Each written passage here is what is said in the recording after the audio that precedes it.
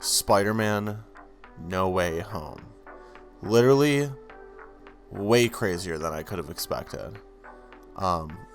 We got like the best Spider-Man movie of all time. It's just right there. Now I'm going to talk about obviously all the key points of the film, which means if you haven't seen it, I very highly recommend clicking off of this video immediately. I mean, like, you're gonna get this spoiled for you completely. So, like, I'm giving you time. You still got time. There's still time. Click off. Get out of here. Go. You don't want the spoilers. Trust me. Okay, are you gone? Okay, good. I gave you plenty of time. So, this was like the ultimate Spider-Man story that we have been waiting for so long in live action. It hit just every key point we wanted. It didn't have any more or any less than I expected. Actually, I'm sorry. It had way more than I expected. But it was perfect, and let's talk about it. The first thing I want to say is just like, as a Spider-Man story, it was just really good. Like, I don't know how else to explain it. Like, it was just very Spider-Man. Like, the other movies, you know, they were very MCU-ified, if you know what I mean. They had all that glow, like, Tony Stark was there, stuff like that. Like, they were very, like, existential. He was, like, not in New York, stuff like that. But this was just straight, like, Spider-Man. Like, everything that holds true to the character all at once. So let's start out with the movie does open up just the way it ends in Far From Home. You know, you get to hear the rest of what Peter says covered by a car horn, which is great. You know, then he swings away, has an existential crisis, tries really hard to get into college, doesn't really work out because everyone hates him. They think Mysterio is some sort of superhero. And yeah, so he has a hard time getting into college. He finally manages to find, I think it was like the director or something, catches up to her and convinces her to let him into college because he saved her life from Doc Ock. But of course, as we know, that never actually ends up working out. But let's talk about Doc Ock for a minute. So, super cool because he can just straight up, he just ripped the nanotech off of his chest, which was very abrasive for me because, like, when I imagined that suit breaking, right, I imagined it kind of just like shattering into a bunch of particles, like if you were to just like try and rip a piece of it off. But it came off in like a metal chunk, which was like crazy. Like a chunk of his suit came off, and then he absorbed it like moon sand into his arms. Now, like, of course in the trailers and stuff, I thought, as well as everyone else, that like this would essentially overpower his arms, and he would like get these crazy abilities and be able to do like these insane things with his arms. But to our surprise, none of the villains or Spider-Man in this film were prepared for the technology of the MCU. I mean, Stark Tech is crazy powerful in comparison to anything in like the Raimi-verse or the Mark Webb-verse from Andrew Garfield's universe. So it was cool to see these characters interact with like that technology. Then Peter proceeds to be able to completely control Doc Ock's arms after that, which I think is a really funny way of subduing him. So if that villain had existed and like stayed in this universe, it wouldn't have been a crazy fight. Spider-Man would have ended that fight instantly. So that was cool to see like two separate universes nanotech just work together. Another thing, the only time we've ever seen Peter out of school was like in the PS4 version where he's working for Doc Ock, and he's like out of college, he's out of high school, he's just some guy in an apartment, like he's just Spider-Man, which we haven't gotten before with any other Spider-Man. And there's a reason I'm bringing this up, because Peter Parker from the MCU was finally about to make it into college, which would have been cool to see. But of course, as we all know, we don't even get that in this film. The only other time we've seen Peter out of school was like the Into the Spider-Verse Peter too. So we almost got that with this film, but not quite. But we'll touch more on that later. So moving on, he finally subdues Doc, and then Goblin shows up. And there's an interesting moment where we see Doc kind of react to seeing Norman for the first time, which is an interesting detail because they never really got to meet in the Tobey Maguire films. Goblin died before Doc ever got to like meet him or anything. And it's interesting because you get to hear Octavius's like opinion of Green Goblin, which like again we never heard in those films. So like this is a crossover in and of itself, like separate from them just coming into the MCU. They're meeting each other for like the first time ever. Maybe not the first time, but like still, it's cool to see. Now goblins seem to be a lot more of a villain in this film than all the other villains. I mean, they all had their moments, but it seemed as if like their motives were a little, you know, like reined back from their original like villain motives, I guess, in the original films, because they kind of started to see that this Peter Parker wasn't really out for like their blood. Like he was just trying to help them because he understood their fate, which of course the other Peters could never have predicted that, but this one is different. So they kind of see like, they find like comfort in the fact that he's trying to help them, despite some of them still arguing against him. He's still trying to help them. So it's also interesting to see that like Goblin stayed so true to his character in like the way that he's like arguing with his inner monologue. So you see him in the alley with his mask, kind of like, no, please stop taking my life over. Like, I really just need help. And it's like, it's very real to see him like that. Because in the Raimi universe, he wasn't like this kind of like helpless guy. And no one was out there like feeling his struggle, seeing his issues. He was just fighting that battle internally by himself. I mean, sure, Peter tried to help him in some ways, but he couldn't in the end, which really sucks. Moving on, it was really interesting because now Tom Holland Spider-Man brings them all back to Happy Hogan's apartment. And in this scene, I really like it because we get to see an interaction of like all the villains at once. And on top of that, we get to see Norman Osborn, a brilliant scientist himself, which I'm so glad they dropped that line in this movie. Harry tells me you're quite the science whiz. You know, I'm something of a scientist myself. But we get to see him interact with Tony Stark's 3D printer. I don't know what that was, but that machine where I remember Peter called it something fabricator, something other, but either way, it's really cool to see him actually do science work outside of just be an angry CEO, yell in an office, and throw pumpkin grenades at people. It's cool to see him actually interact with like Stark Tech, do like crazy things, build like help Peter build all these things to help cure these other villains of like their issues. It's really nice to see. Another small detail that I thought was really cool was that they showed that there is no Oscorp or even Osborn family in the MCU at all, of any kind, which is really interesting to think about because, I mean, in every universe, pretty much, we've always seen like an Oscorp. They've been like a very big tie-in to the plot of Spider-Man and his villains. I mean, even in Andrew Garfield's movies, it's the cause of Andrew Garfield's Spider-Man. That's what makes him Spider-Man. That's where his parents worked. I mean, it was like a very important point in the film. So to see Norman break down over this, he was out there looking for Oscorp and looking for his apartment, and they just didn't exist. So moving on, another interesting point I want to point out is why wasn't Doctor Strange capable of subduing Spider-Man?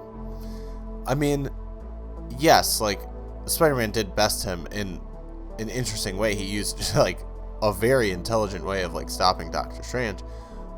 But another part of me feels like Doctor Strange probably could have gotten out of that mirror dimension. I mean, the 12 hours he was stuck in there. That's a long time. I mean, he had to have figured something out, right? Like, that's crazy. But either way, he gets stuck in the mirror dimension for 12 hours.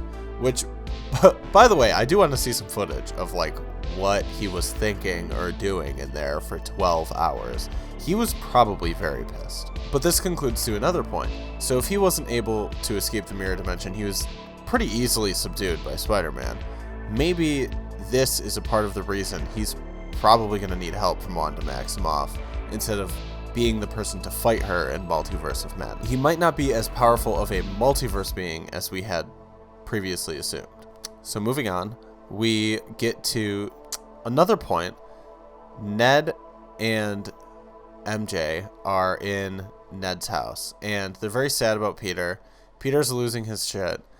I mean, he can't help everyone. I think he's, at this point, lost Aunt May, which, by the way, was very sad. And it was interesting because there was no Uncle Ben in this universe, or at least no mention of him. So I think he couldn't have delivered that message. With great power comes great responsibility. So, of course, May had to deliver that message. And then she died, which is pretty crazy. I mean, she's definitely the last person I expected to go. So now Happy Hogan is left all alone with no memory of Spider-Man, and he has no Aunt May, and he has no Tony Stark. And honestly, at this point, there is no Nick Fury. He's been in space doing space stuff. But back to Ned and MJ. So another key point, Ned has the sling ring. Very interesting. So he's able to conjure a portal to Peter Parker. Now, before we even get into that, it's interesting that he can conjure a portal, but if you remember, I don't think it matters. I think it's the sling ring that's able to bring up this portal, because most people can already use magic. It's more about opening your mind and being able to do it. So I think it's less that Ned was magical and that Ned was realizing how the sling ring worked. Now, the reason I think Ned had an easier time for this than Strange did is because when Strange started as a wizard, he like didn't believe in magic. He thought it was a bunch of hokey bullshit. You know, he was a doctor. He was a very serious guy. He probably didn't take stuff like that very seriously. Whereas Ned is very fascinated by things like this. He thinks that magic is super cool. He thinks that, like, being able to do magic would be crazy. He wants to fully believe in it. He has, like, the aperture for doing magic. So him summoning a portal obviously came to him a lot more naturally than Doctor Strange because he's a kid. So he wishes he could see Peter Parker. So in that belief, that's where the magic comes from. That's how he envisions opening a portal, just like they explained in Doctor Strange, which I think is really cool to see kind of the parallel between like the teachings of magic and how it works with someone who has no idea how it works. Like, he just figured it out, which I think is just like a really overlooked detail in this movie. So then walks through our boy, Andrew Garfield, aka Peter Parker. So, of course, immediately they're in disbelief. There's no way there's two Peters. That would be nuts. And then there he is. And I'd like to imagine, what was he doing when he got transferred to this universe? I'm sure he was swinging around for a while trying to figure everything out. Why does New York look so different? I like to believe that, like, we've seen into the Spider-Verse, so that's kind of why they didn't want to show, like, oh, what are these Peters doing as soon as they get here? Obviously, they have no idea. Which we've seen already in Into the Spider-Verse. We've seen the confusion of a Peter Parker coming into a universe that isn't theirs. So, portal opens up, everyone's very confused, and MJ doesn't believe that Andrew is Peter. Andrew Garfield's, you know what I mean. So, of course, they try to find another Peter. And in comes the best Spider-Man ever to exist.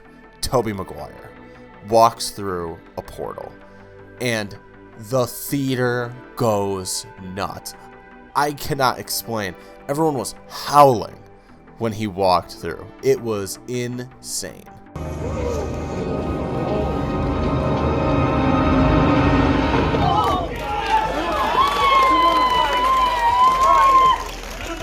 It's okay. I'm a nice guy.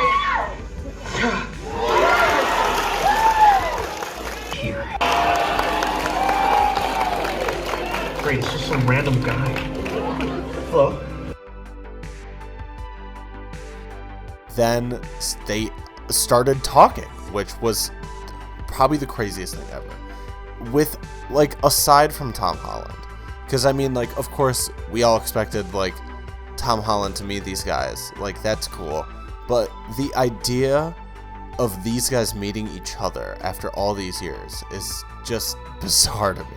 Of course, it's interesting to see that Tobey wasn't in his Spider-Man suit. He wasn't doing Spider-Man stuff when he transferred over. Andrew was. Now, later in the film, we learned that Andrew kind of was on, like, sort of a vengeance mission, almost. Like, kind of like a brutal crusade as Spider-Man. He was just taking his anger out on the world and on the criminals and people he was fighting over Gwen's death. He wasn't totally healed from that.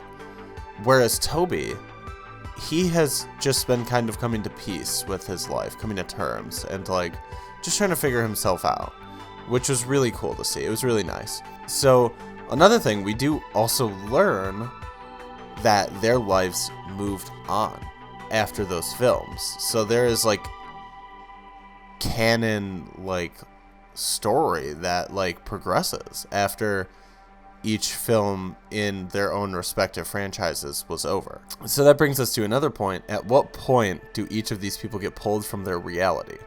So, of course, I think it's right before their deaths. So Doc Ock, right before his machine, boom, he gets pulled. And then Green Goblin, they didn't really specify, but I would assume it was probably somewhere, like, because he looked fine. So, like, his suit wasn't cracked, he wasn't bloodied or anything. I don't think he got pulled right before, like, his death with Spider-Man. I think he got pulled, like, right in the height of his Green Goblinism. So, I would imagine during that fight scene where MJ was on the balcony with Harry and they had the balloons going overhead. I don't remember, I think it was an Oscorp, like, celebration or something like that. I can't remember. I think it was probably right when he would glide in and go to fight Spider-Man, and Spider-Man was, like, hopping from balloon to balloon, and then boom, multiversal switch. Now Goblin is in this New York. So I think that would be the most logical point in time where he got pulled from. And then I think the rest of the villains got pulled probably, like, during their final fight with Spider-Man in each film. So Lizard on the rooftop, and then Electro at the power grid. Sandman, they didn't really explain. I mean, I'm assuming just right before the battle in Spider-Man 3 or right after the battle. It didn't seem like he was in the state of mind where he had just made amends with Tobey yet. When he was fighting, or right before he was fighting, is when he got pulled. So the next point I want to make is Tobey is a lot older now. And I'm not just saying that based on his physical appearance. I truly think that, like, he has lived, like, a full life. Like, he's definitely, like, 30. He's tried to settle down with MJ, tried to work things out. I'm assuming he hasn't really had many Spider-Man villains after Spider-Man 3. And he's just, like, he's just continuing his life as Peter Parker, and it's cool to, like, know at the end of the day that is what he's doing. Like, neither of them gave up being Spider-Man. They still, like, strive to be that every day, which is awesome. I love that. And, like, just to see, like, an older, more experienced, like, Tobey Maguire, and, like, knowing that he made it to that point is just so satisfying. And now we all know that, like, as fans, and that's really cool to live with. Now, during the battle, they did make an interesting reference. Electro obviously said something along the lines of like, oh, I expected you to be black, and Andrew was like, I'm sorry. And then he said, oh, well, maybe out there somewhere there is a black Spider-Man, which is awesome. I really hope that that was a very serious reference to Miles Morales and not just a joke, because we did get that reference in, I think it was Homecoming, to Miles, because we saw his uncle, who inevitably becomes Prowler from the Spider-Man comics. So we do know that a Miles does exist in the MCU, so it would be really nice to see that. Another cool part, they all confronted their villains in some way, and there was like this awesome parallel where Tobey got to see Doc again in his right state of mind, and he got to see that peace and find like happiness within himself. And I thought that was one of the most rewarding parts of this film, was just to see all of the villains in their best state of mind finally like meeting their Spider-Man, and their Spider-Man being able to like see that they did good by these guys. They didn't just send them to their deaths or watch their fate be nothing but a death on their hands in the end anyways.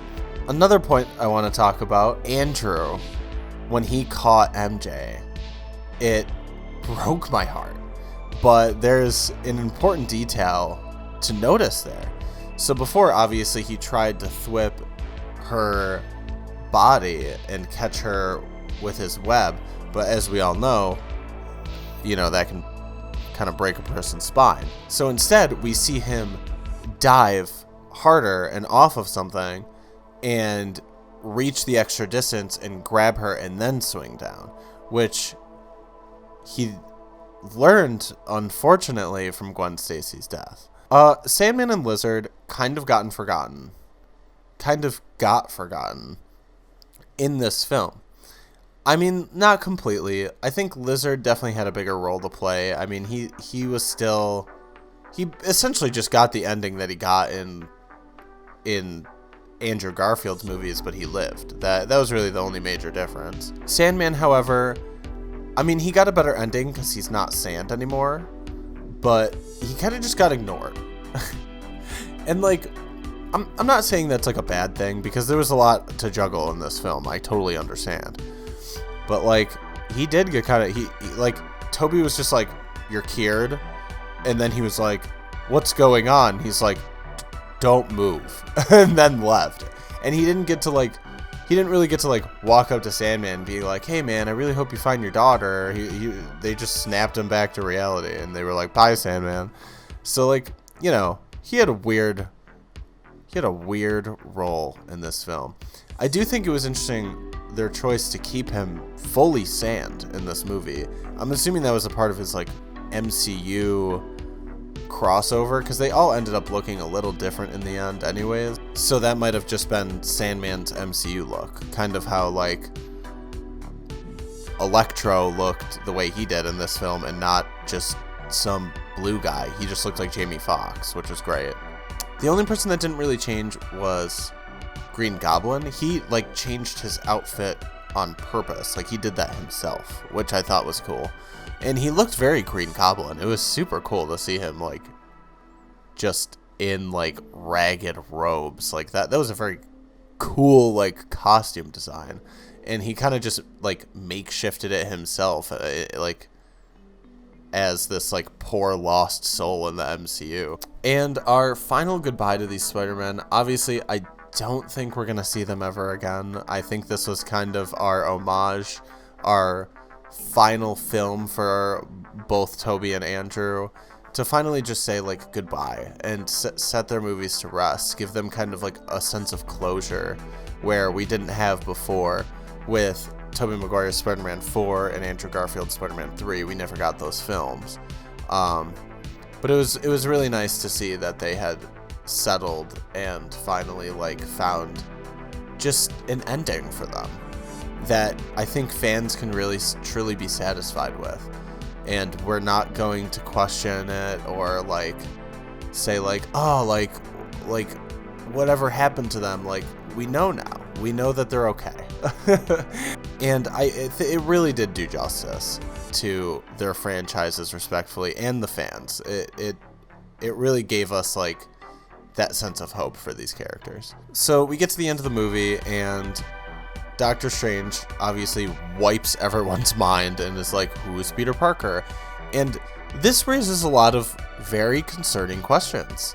I mean, like, a lot of seriously, like, everyone forgot, like, who Peter Parker was.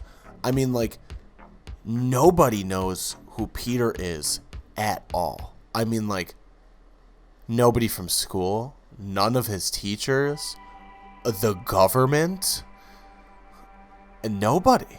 Literally nobody. He doesn't, like, his ID isn't even valid. Nothing. He has nothing. I mean, like, nothing. They just know who Spider-Man is, which I think is kind of cool that, like, they remember Spider-Man but not Peter Parker. But, like, wow. He doesn't even have, like, a social security card or a birth certificate or anything. Now, I don't think this is too bad for him because, I mean, he lost Aunt May. He lost Tony before that happened. So he doesn't have to worry about, like, the important people in his life forgetting who he is, other than obviously his friends and stuff. But I mean, like, those were two heavy hitters, Aunt May and Tony. So they got their full Peter Parker experience. However, MJ and Ned, they completely forgot who he was, which is crazy because Ned was like his best friend. So it's really heartbreaking. And MJ was his girlfriend. Now, she does still wear the necklace. So I like to believe that a part of her will one day remember, or one day he will truly try to figure that out. And she does say that, like, when he says that phrase that she always says, I cannot remember what it is. They said that thing, and then she said that, like, it felt different, or like it hit different. And I think, honestly, I think that she's retaining some memory along with Ned. He will too. So, like, when Peter does find the time to, like, jog their memory or something, he'll actually, like, be able to do that. And I think that one day they will be able to truly come to terms with, like, having completely forgotten Spider-Man, or, well, Peter Parker. I think, yeah, they have a future in these movies. But for now, Peter's future is kind of gonna suck. I mean, he's got this POS apartment, makeshift Spider-Man suit. It really just feels like he's turning into, like, the true version of Spider-Man. And, like, I know, like, obviously Spider-Man's Spider-Man, but he's, like, the broke adult, I have to really deal with the real world on my own Spider-Man with, like, my own makeshift suit, and I'm just, like, this guy swinging around New York stopping bad guys. So this is pretty cool. He's not going to have any gadgets, though, which I think is really interesting. Seeing him without his Stark suit is cool because it kind of adds, like, this, like, hindering to his abilities now. He's just really got to rely on being just Spider-Man with web shooters again. Back to, like, his old days before he met Tony when he had the hoodie suit. And it's nice to finally see how he made his suit, whereas, like, Andrew, I think he just ordered, like, some skydiving equipment online, and then, like, boom, he had a suit. And then Toby, no answer. He just made his suit. He drew it on a piece of paper, like a person drawing a comic book, and then he had a suit, which I'm not opposed to, but his suit was, like, really cool. So I would love to see how he would have made that. So now the villains that Tom Holland's Spider-Man is going to face is really interesting to think about, because the world kind of has seen these crazy villains like Doc Ock and Electro. So I think that will definitely inspire villains to exist in the MCU that aren't exactly the same as regular Spider-Man villains, needless to say. So, like, there is no Oscorp, so there is no Norman Osborn, but that might inspire a future Green Goblin, because obviously they've been seen on TV, they've been seen in public by people now. This always causes villain inspiration when the public eye in a mass quantity is able to see stuff like this, or even see a superhero alone. That usually inspires villains as well. But what villains do we actually have left? So right now, the only ones that I could like think of before this video, or like even during this video, were Venom and Kingpin were like the biggest threats in my mind to Spider-Man right now. Because in the after credit scene, obviously we all saw Eddie Brock, weird story arc for this film. He wasn't in it at all. He was just in the after credit scene. But Venom after credit scene gets transferred to the MCU in Mexico. During the entirety of the film, he sits down at a bar, talks with some guy about the Avengers, and is like, this universe is pretty crazy, and then just gets teleported back to the Sony universe he comes from. But he leaves a little driplet of Venom behind to be a little Venom baby later on down the line. Now my question is, who will it attach to get from Mexico to New York? I do kind of wish that we got to see Eddie go to New York first and see him interact with that Spider-Man, but of course, you know, they would never give us that, would they? So instead they were like, we're just gonna leave a little driplet of Venom behind, and then we'll do MCU Venom, and then we won't have to worry about it interacting with our Venom. Which I get, you know, for film franchise plot reasons, I'm sure Sony's like, we just want to hold on to the very few Marvel properties we have. We'll give you a piece of ours and just leave us alone. So yeah, big question is gonna be, how does it get from Mexico to New York? I imagine it's probably gonna attach to like that guy's luggage that Eddie was in the room of, and then that guy's like from New York or something. He's like Eddie Brock's dad in the MCU, just like some insane convenient plot point. So that's going to be really interesting. I think there's a lot of potential with that, because like, I mean, that's another Venom that we're going to see an incarnation of. So like, that's really exciting. There's like a lot withheld in that. Kingpin, as we know, I know he's supposed to be kind of like during Hawkeye, and he's probably going to end up being a Daredevil problem, which, by the way, he was in this film. That was crazy. The only reason I didn't really mention it during this video is because he was only a small cameo. But nonetheless, he was still in the film, which is pretty cool. But anyways, Kingpin is still a Spider-Man villain. And Spider-Man at the end of No Way Home takes place similar time frame to Hawkeye, which means it's right around when Kingpin is kind of revealed. I wanted to say that he was a result of No Way Home, but he couldn't have been, because Clint already knew about him years ago. Like, he knew about him a while ago during his whole Ronin phase, during the blip. So Kingpin's kind of just been in the MCU casually this whole time. But now he's finally going to have to deal with Spider-Man, who's been in all these other places while he's been Spider-Man. So I think we're truly just going to get, like, the Spider-Man story we've always wanted, where he's just Spider-Man in New York fighting these crazy villains like Kingpin and Venom and whoever else shows up. We saw Peter had to get his GED, which was interesting because obviously he just erased his entire history of going to high school, so that sucks. But, you know, as someone who had to get their GED themselves, I think Pete's got it. He's also really smart. And the final major question, will he be a pizza delivery guy? It just makes sense. I mean, like, he's living in this crap apartment. I mean, that's how Toby afforded it. Maybe Toby was like, hey kid, I know you're gonna have to erase your entire memory.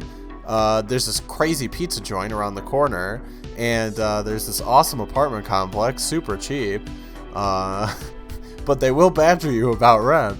But all in all, I just thought it was such a good movie, and there was no point I felt at all disappointed by this film.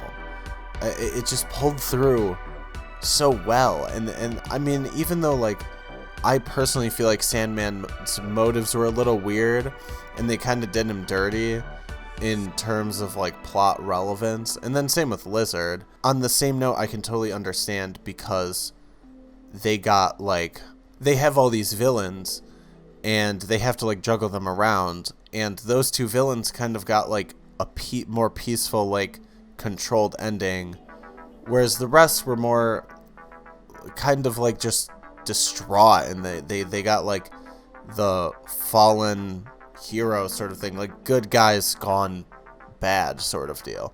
So I can understand that.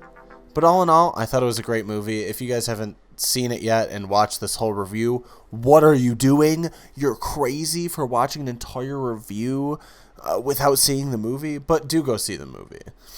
For those of you that did see the movie, I mean, like, you feel it. You know what I mean? Like, that was such a good movie. Like, the greatest of all time.